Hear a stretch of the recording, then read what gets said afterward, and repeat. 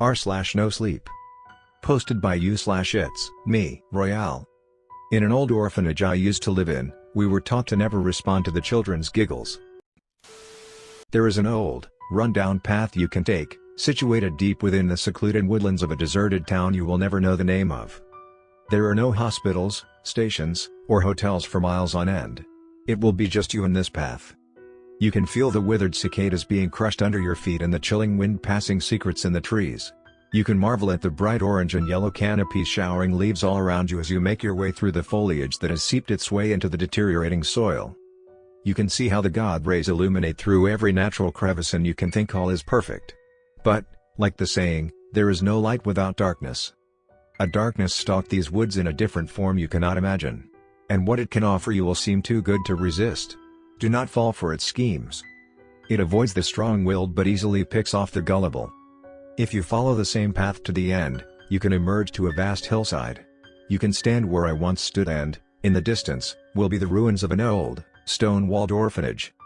The structure was not always an orphanage. Its history dated back years with an origin as a monastery. Its conversion sought to help the poor children who had no homes nor families to go to and became a warm refuge to those helpless souls, one of which included me. I was very young at the time and I remember arriving at the orphanage in the back of a coughing truck. It was a miracle how it managed to not break down at the speed it moved. The other boys and I desperately clung on for our lives the entire trip. Something felt out of place as my feet touched the gravel walkway leading up to the towering mahogany doors. I did not know if the other boys could feel it too. The silence, however, indicated what we all sensed inside: there was nowhere else to go. It was either this or living on the streets. The doors opened with a creak and an elderly nun approached the vehicle, leaving indents in the gravel with each step. She softly spoke something to the driver who gave us all a smirk before reversing out of the lot. She then beckoned us to follow. Getting closer, the orphanage stood taller than ever. I nervously stayed behind the other kids until we reached the doors. The nun held the door open for us and ushered us in. From the moment I stepped foot through that entrance, it became my home. I learned later that the nun's name was Miss Edith and she was the head coordinator of the other nuns and workers. We had a quick orientation in one of the mini auditoriums.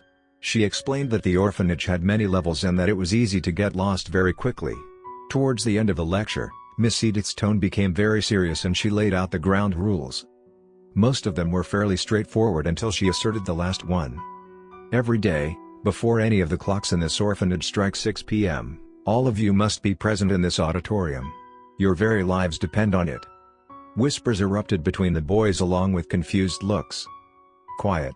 This may sound absurd to some of you, but I assure you, it is for your own good.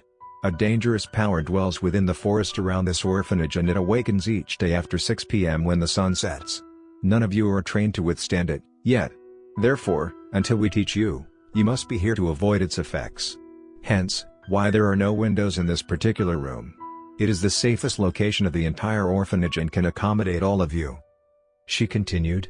This process will take some time to get used to. Everyone must be accounted for 30 minutes to an hour prior to 6 p.m. The doors to this room will be locked afterward and no one is let in or out. Am I clear? We nodded. Any brief questions or concerns? One of the kids raised his hands. Miss, what exactly are we hiding from? Giggles, boy. Voices that giggle. They may sound like children playing or singing at certain times and they may seem to appear from all directions. They will ask you questions that will induce you to respond. If you even utter one word, it will not end well. I promise to you all, what lurks behind these sounds is a malignant force you do not want to encounter if you are not prepared properly. How long does it take to prepare? Another boy asked. It depends. Some of you may be born with the gift already, others need time to build a defense. We will find out as the training begins in the next few weeks. I urge you all once again, obey this rule exactly, or face the consequences.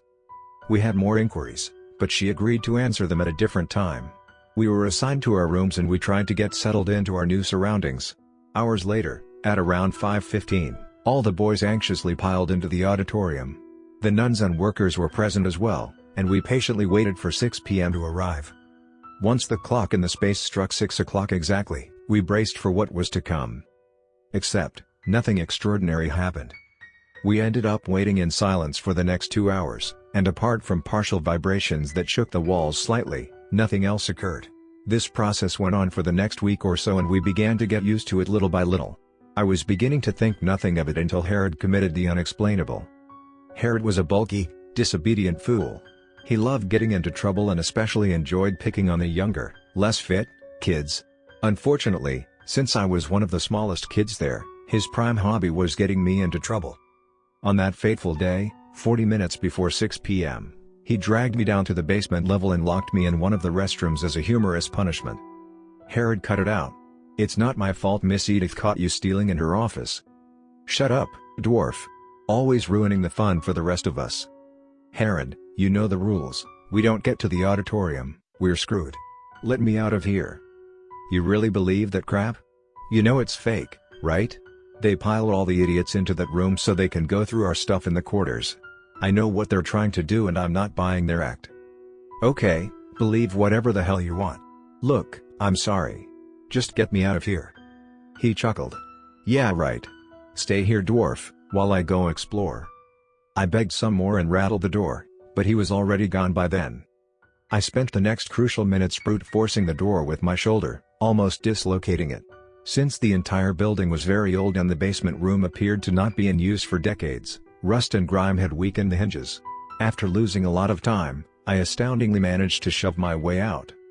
The corridors were the trickiest to navigate since the lower level surroundings were unfamiliar to me. Just as I stepped into one of the hallways, I heard the chime of several clocks. It was already 6 p.m. I frantically began to pick up my pace and immediately spotted Herod at the far end of the same corridor, standing next to one of the windows with his back towards me. His ears were pressed against the glass. "Herod!" I screamed. He stepped back, stunned not from my voice, but from the window that began shuddering violently. I bolted as fast as my legs could carry me, yet I was still not able to reach him in time. The window pane at the far end of the hallway shot open and I could see the instant, stunned expression on Herod's face. Ominous lights flickered around his irises.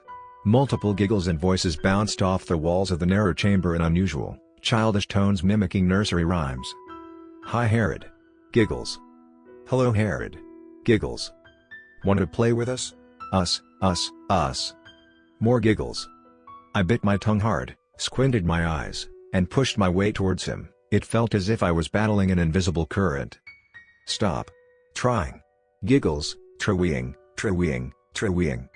The giggles continued to resound around me in spontaneous repetitions and it got tougher the closer I approached Herod. When I finally reached him, he was still in a trance and his gaze remained unaltered. The giggles were more prevalent than ever. Giggles, no. Giggles. I grabbed his shoulders and attempted to shake him out of the spell but to no avail.